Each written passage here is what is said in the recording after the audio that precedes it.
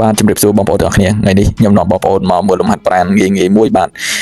ហើយបងប្អូនអាចធ្វើតាមខ្ញុំងាយស្រួលបាទលំហាត់ប្រាណនេះគឺសម្រាប់បងប្អូនដែលមានជំងឺទាក់ទងជាមួយនឹងខាងប្រព័ន្ធប្រសាទដែលបជាមកខាងជើងបងប្អូនជាពិសេសគឺកពួនជើងយើងនឹងដែលធ្វើឲ្យកពួនជើងយើងនឹងមានភាពមិនស្មើគ្នាបងប្អូន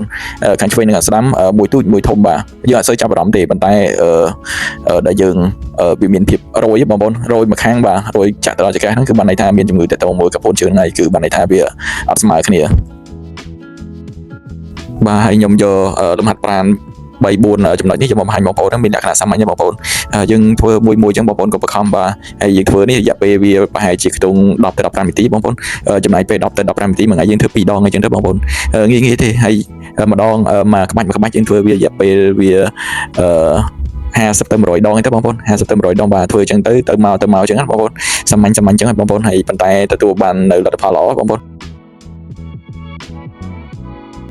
បានហើយចំពោះបងប្អូន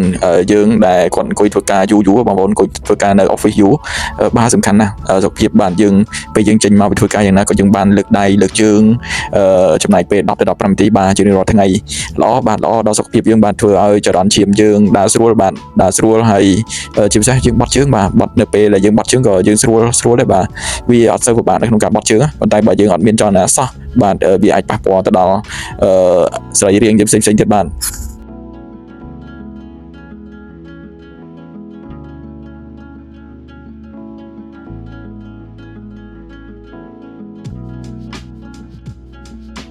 បាទចំពោះបងប្អូនដែលគាត់រវល់យ៉ាងណាបាទគាត់គួរតែមានផែនការខ្លះបាទផែនការខ្លះដើម្បីខ្លួនយើងបាទ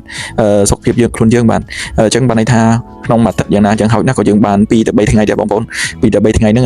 ចំណាយពេលកន្លះម៉ោងអីហ្នឹងបងប្អូនកន្លះម៉ោងបានហើយកុំច្រើនពេកបាទអញ្ចឹងយើងចំណាយពេលក្នុងកន្លះម៉ោងហ្នឹងយើងធ្វើឲ្យខ្លួនយើងហ្នឹងមានចលនាខ្លះបាទចលនាខ្លះយើងអាចរត់បាទរត់ឬមួយបើថាយើងអត់សូវបកែរត់ទេយើងដើរអីចឹងទៅបងប្អូនដើរទៅមើលគេមើលឯងទៅបាទអញ្ចឹងក៏ធ្វើឲ្យសុខភាពយើងល្អបាទហើយទាំងផ្លូវចិត្តផ្លូវកាយបាទល្អទាំងអស់បាទហើយយើងធ្វើចលនាបែបនេះគឺចលនាងាយៗបងប្អូនជួយចង្កេះយើងបងប្អូន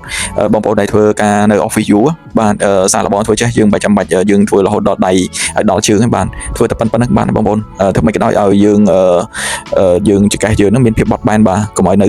ស្ងៀមបងប្អូននៅស្ងៀមចង្កេះនៅមួយកន្លែងអត់មានចលនាអញ្ចឹងគឺពិបាកបងប្អូនគឺថ្ងៃក្រោយទៅវាអាចមានជំងឺចង្កេះទៀតណាអញ្ចឹងអានេះយើងធ្វើសាមញ្ញអញ្ចឹងណាបងប្អូនធ្វើវាមួយខាង50ដងបងប្អូននឹងមានភាពធូរស្រាលខ្លះហើយមួយទៀតចែកម្លែកតកតងជាមួយនឹងចលនាបែបងាយនេះផងដែរគឺបានន័យថាយើងជួយចង្កេះយើងបានពេលខ្លះយើងអត់សូវដឹងទេបាទចង្កេះយើងជាប់សរសៃឬអីចឹងណាបើយើងអត់មានភាពអោនសោះអត់កើតបាទបងប្អូនយើងខ្លះគាត់អត់សូវបានអោនអីចឹងណាបងប្អូនហើយដល់ពេលណាដែលគាត់ចាស់ទៅចង្កេះគាត់បានន័យថាដូចជាប់សរសៃយើងបាទជាប់សរសៃយើងអញ្ចឹងយើងអត់ដឹងទេបាទពេលខ្លះយើងអត់ដឹងថាយើងពេលណាដែលយើងមានបញ្ហាអញ្ចឹងយើងត្រូវត្រៀមអញ្ចឹងយើងធ្វើចលនាអញ្ចឹងមួយបងប្អូនកុំបខំបាទមួយបាទម្ដងយើងចាប់ហើយយើងតាមដានសុខភាពយើងបងប្អូនយើងពិនិត្យមើលនៅកពួនជើងយើងឡើងវិញថាតើស្មើគ្នានៅបងប្អូនមួយរឹងមួយទៀតតុនអញ្ចឹងណាបងប្អូន